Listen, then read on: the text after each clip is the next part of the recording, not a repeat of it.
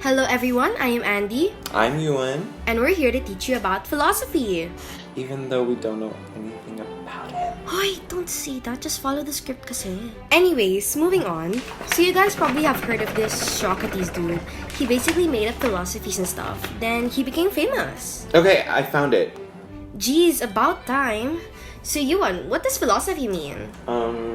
So the geo means earth, and the metria means measurement. Girl, that's for geometry! What page are you even on? Lord, they can't even get to the right Wikipedia page. Did Socrates just... Sister, what? Why not just ask me? I'm right here. Hello. This is so weird. Do you really want to do this? Do you not want a grade?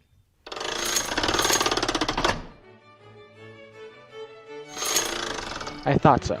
Now let's get things straight. My name is Socrates. You seem to have trouble understanding philosophy, so I thought I'd step in while I'm here. Sure? This ain't weird at all, right? Absolutely. To start off, we will begin with asking what is philosophy? I will be giving you simple questions and maybe we can start from there. I'll start with a rather simple question and there are no precise right answers for it. Do you think we have free will? Now, what does that have to do with philosophy? I will be explaining after both of you give out an answer. Well, I guess yeah, but also no. Who you and help me? I don't know. Ask God or something. I mean, aren't like humans the smartest beings on Earth? I'm pretty sure we have free will because we can't distinguish what's right from wrong. Oh, you're right. Well, as you can see, both of your beliefs may be similar or different to each other. The question I asked isn't rhetorical, but it doesn't have a definite answer either. That is philosophy. Philosophy is the study of everything. Not too much into detail like other sciences, however, it tackles questions that science can't have a definite answer from. It requires lots of thinking and lots of observation. In short, philosophy questions everything to how it came to be, to how it existed, and other abstract ideas in this world. Wait, that makes so much sense. Yeah, but it's not that important though. Philosophy tackles more than just thinking. Why do you think philosophers have amazing writing skills, almost 100% persuasive, or knows how to communicate? Because it's what you learn through philosophy. Writing and communication are very essential to our lives, and philosophy helps you do better. Whoa, I never really thought of it that way. So, in short, philosophy tackles the ideas of fundamentals of the universe, and in learning philosophy, we subconsciously also improve our writing and communication skills. Okay, now, I'm kind of getting some stuff. Tell us more. I'm glad you guys are actually learning this time. For the next one, we will be tackling more of the great works of great philosophers. Wait a minute. Socrates and the Well of Knowledge? This is your story. Yes, I will be explaining to you what I did a few thousand years ago. A little narcissistic, but okay. Let me ask you another question. Why do you think we have morals, such as virtues and other stuff that determines whether we are good or bad? So that we know our limits and we understand how important our actions can be, right? And so we don't go to jail? Well, great answers. I was definitely expecting those. However, why do we sometimes commit terrible acts like theft? Well, humans are prone to mistakes, so it's inevitable that we do wrong. Yeah, and some people need to do whatever it takes to survive, even if it does make us look bad. You guys have a perfect understanding of your morals. I have made a quote back in the day. All living beings generally aim for the perceived good. However, if they do not know what is good, they will always aim at the mistaken target. For my theft example, the reason thieves commit robbery is because their thoughts and actions have focused on greed. The riches a house or bank holds. This prevents them from thinking properly. Temptation hits their train of thought, and suddenly, that's all they could see. Continuing to do terrible acts will only spiral to worse and worse, until said living being can only aim for the wrong targets. You know, I forget that we're talking to a philosopher, because you're literally a talking PNG statue. But heck, do you know so much stuff? Duh.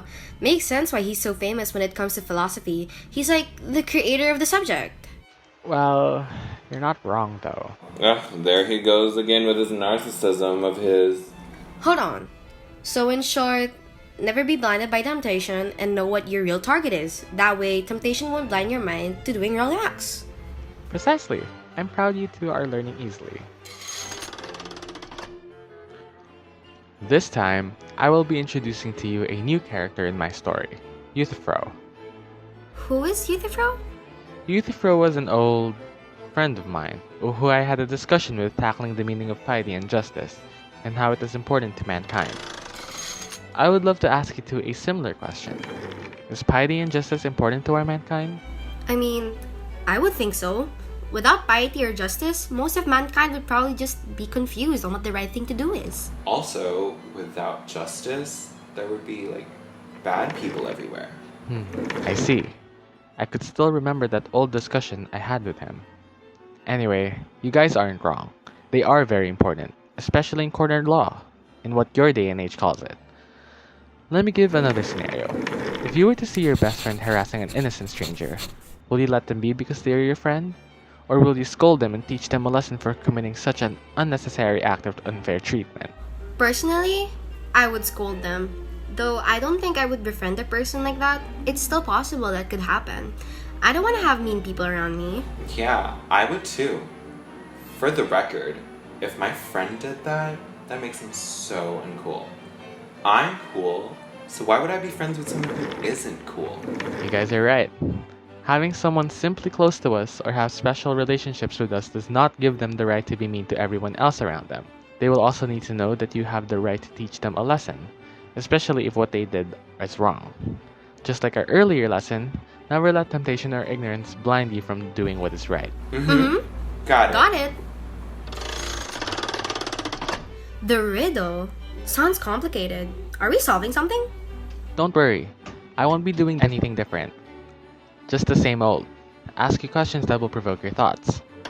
Now, what do you guys usually do when you are stuck in a situation that you have no idea what the solution is?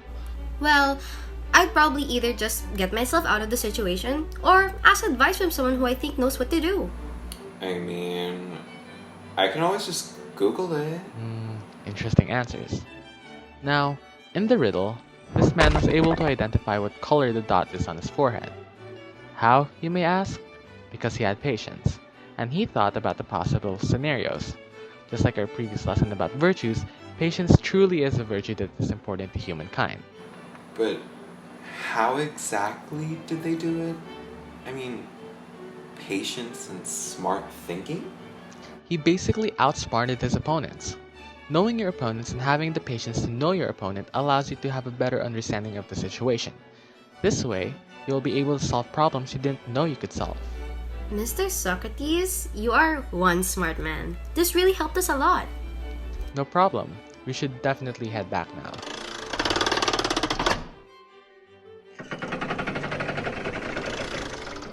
Thank you so much. We've understood so much because of you.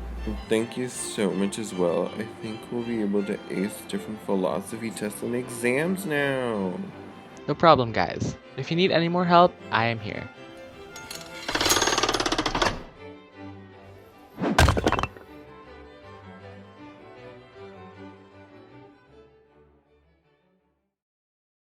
So no one told you life was gonna be this way.